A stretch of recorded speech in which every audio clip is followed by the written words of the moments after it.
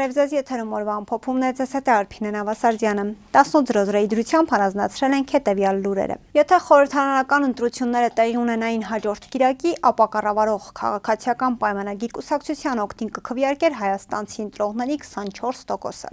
Այս մասին են վկայում ամերիկյան միջազգային հանրապետական ինստիտուտի կողմից այսօր հրապարակված հարցման արդյունքները, որն անցկացվել է փետրվարի 3-ից 13-ը Հայաստանի 1500 քաղաքացիների շրջանում։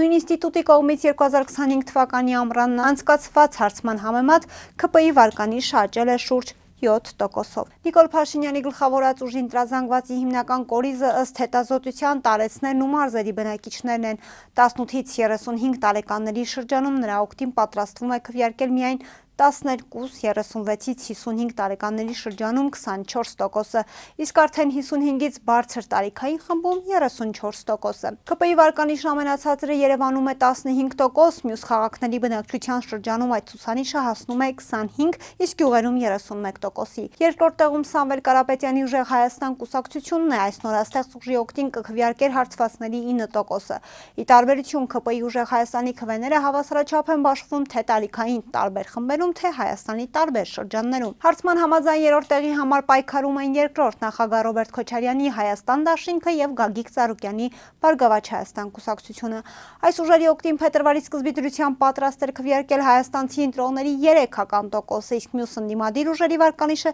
չի գրանցել 1%-ը։ Ինչ վերաբերվում է անհատ քաղաքական գործիչներին, ապա Նիկոլ Փաշինյանին վստահում է հարցվածների 20%-ը, Սամվել Կարապետյանին 10%, նախագահ Ռոբերտ Քոչարյանին 5%, Գագիկ Ծառուկյանին 4%-ը։ Հետազոտության մասնակիցների զգալի մասը 30%-ը կամ չի որոշել դեռ, թե ում օգտին է քվեարկելու, կամ էլ դժվարացել է պատասխանել, բայց հարցվածների 68%-ը պնդել է հունիսի 7-ին գնալու է ընտրատեղամաս։ Միջազգային հանրապետական ինստիտուտի մասնագետներն այս հետազոտության ընթացքում չեն սահմանափակվել միայն ընտրությունների թեմաներով, փորձելով նաև պարզել հայաստանցիների վերաբերմունքը հայ առաքելական եկեղեցու հանդեպ։ Նախորդ 2025-ի հունիսին արված հարցման համեմատ եկեղեցու վարկանիշը կրկին աճել է։ Հայ առաքելական եկեղեցու գործունեությունը դրական է գնահատել հարցվածների 61%-ը 2025 թվականի հունիսին արձանագրված 58%-ի համեմատ։ Եկեղեցու վարկանիշը բարձր է հատկապես երիտասարդների շրջանում 69%։ Ինչ վերաբերում է Թրամփի ուղու իրագործմանը, հարցման ապա Հայաստանի մեծամասնությունը կամ դեմ է դրան, կամ էլ առնվազն լուրջ վերապահումներ ունի։ Հարցվածների 34%-ը կտրականապես դեմ է նախագծի կյանքի կոչմանը, ևս 13%-ը մասամբ է դեմ։ Նախագծին միանշանականորեն կողմ է հարցվածների 24, մասամբ 20%-ը։ Թրիփի հանդեպ ամենից դրական են տրամադրված տարեցները, ամենաբացասաբարը երիտասարդներն ու միջին տարիքի հարցվածները։ Հարցվողներից հետաքրքրվել են նաև թե ինչ ուղղությամբ է շարժվում երկիրը։ Ըստ այդմ 47%-ի համոզմամբ Հայաստանը շարժվում է ճիշտ, 41%-ի պնդմամբ սխալ ուղղությամբ։ Եվ եթե երիտասարդների եւ միջին տարիքի հայաստանցիների շրջանում այս հարցում երկու տեսակետների կողմնակիցների թիվը գրեթե հավասար է, ապա տարեցների շրջանում տրամադրությունները անհամեմատ ավելի լավատեսական են։ 56-ից բարձր հայաստանցիների կեսից ավելին 55%-ը վստահ է երկիրն ընդհանուր առմամբ ճիշտ ուղղությամբ է շարժվում։ Արարատ Միրզոյանը հեռախոսազրույց է ունեցել Ադրբեջանի արտաքին գործերի նախարար Ջեյհուն Բայրամովի հետ, որի ընթացքում քննարկվել է տարածաշրջանային իրավիճակը։ Այս մասին հայտնում են արտաքին գործերի նախարարությունից։ Զրույցի ընթացքում նախարարները մտքեր են փոխանակել տարածաշրջանում վերջին զարգացումների շուրջ, կողմերը մտահոգություն են հայտնել եւ նշել են լարվածության հետագա սրմանը միտված գործողություններից զերծ մնալու կարեւորությունը, ընդգծելով կայունության եւ անվտանգության ապահովման անհրաժեշտությունը։ Նշվում է հաղորդագրության մեջ։ Ուշագրավ է, որ այս հեռախոսազրույցը տեղի է ունեցել Նախիջևանում տեղի ունեցած միջադեպից եւ երկու երկրների անվտանգության խորհուրդների նիստերից հետո։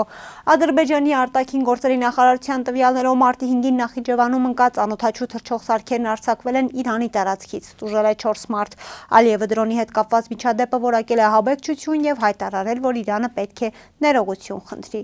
Նշենք, որ Իրանը հերքել է Բաքվի մեղադրանքները։ Իրանի արտաքին գործերի նախարարը հնարավոր է համարել, որ դա կարող էր Իսրայելի սադրանքը լինել եւ կոչ արել հետաքննություն անցկացնել։ Հակակոռուպցիոն կոմիտեն ձերբակալել է հնչեղ գործերով փաստաբան Ռուբեն Հակոբյանին։ Հակոբյանը մի շարք հայտնի գործիչների, երրորդ նախագահ Սերժ Սարգսյանի, Սամվել Կարապետյանի, Վանաձորի նախկին քաղաքապետ Մամիկոն Ասլանյանի փաստաբանն է, սակայն ձերբակալությունն այս գործերի հետ կապ չունի։ Փաստաբանի նկատմամբ քրեական վարույթը հարուցվել է դեռ 7-ից 8 ամիս առաջ վկայի վրա ներգործություն ունենալու մեղադրանքով։ Այս տեղեկությունը հաստատեց Հակոբյանի շահերի պաշտպան Արմեն Ֆերոյանը, ով ակնհայտ ապօրինի համարեց մեղադրանքն ու շեշտեց քրեական գործով վկայի վրա ենթադրյալ ազդեցությունը տեղի է ունեցել ավելի քան 3 տարի առաջ։ Նկատի ունեցեք, որ խոսքը, եթե չեմ սխալվում, 3 կամ 4 տարի առաջ տեղի ունեցած գործողություններին է վերաբերում, այսինքն քրեական գործն արդեն ավարտվել է, դատավճիռ կա, հետևաբար խոսել, որ վկայի վրա ազդեցություն են գործադրել, բացարձակապես իրականության հետ աղերս չունի,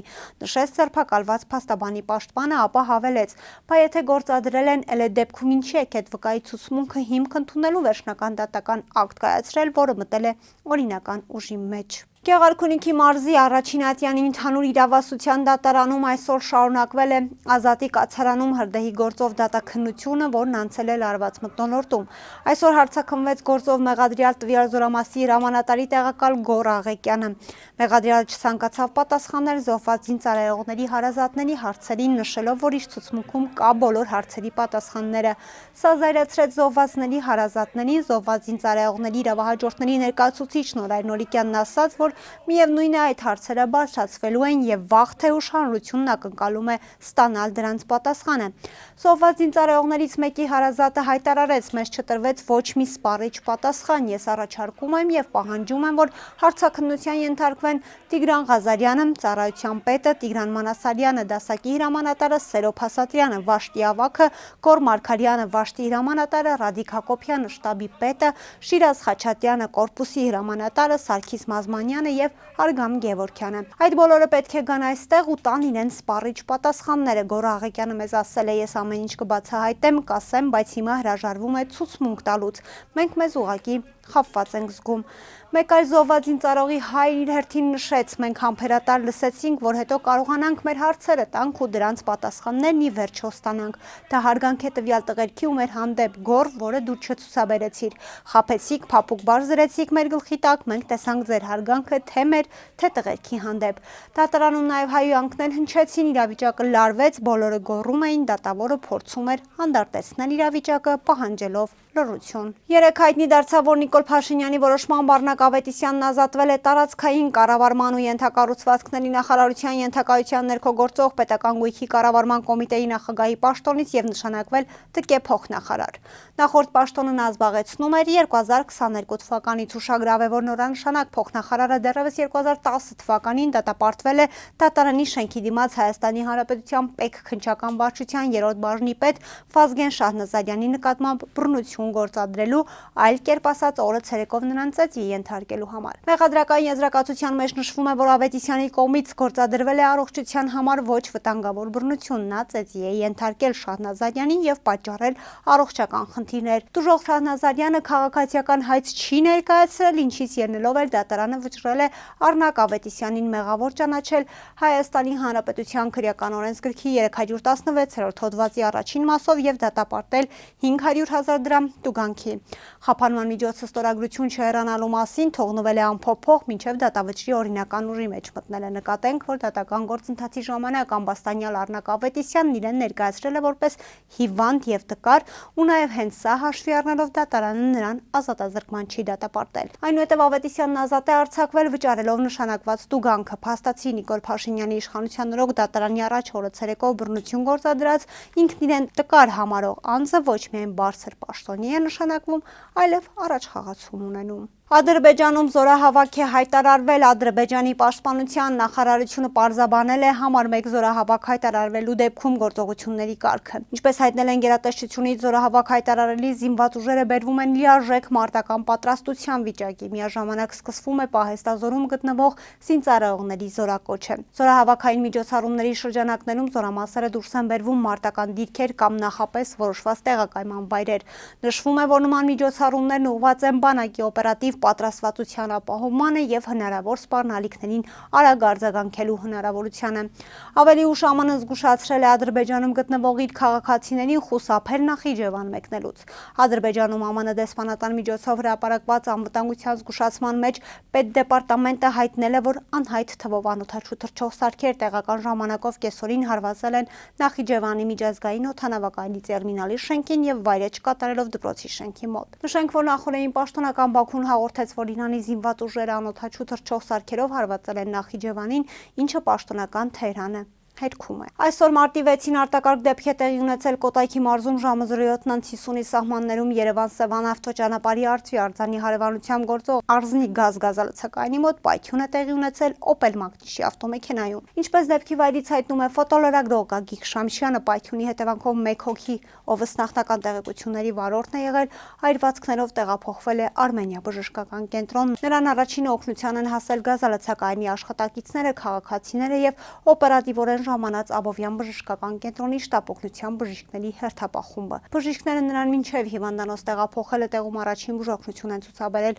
տարածքը սահմանազատել են պարեկները, դեպքի փաստով քննչական բաժնում նախաձեռնվել է քրեական վարույթ, որտեղ էլ պարզում են ավտոմեքենայի սեփականատիրոջ եւ վարորդի ինքնությունը։ Ֆոտոլրագրողի տեղեկություններով հիվանդանոց տեղափոխվածը Կոտայքի մարզի բնակիչ 48-ամյա Դավիթ Դն է, ով գազալցակայանում լիցքավորելուց հետո դուրս է եկել գազալցակայանից եւ ավտոմեքենայի մեջ ըստ նախնական տեղեկությունների կրակայլիչ է վառել, ինչն էլ դարձել է պայթյունի պատճառ, քանի որ հնարավոր է լիցքավորման ընթացքում ավտոմեքենայի սրահում գազ կուտակված լինի։ Այսօրվա համար պատրաստել էինք այսքանը, կհանդիպենք։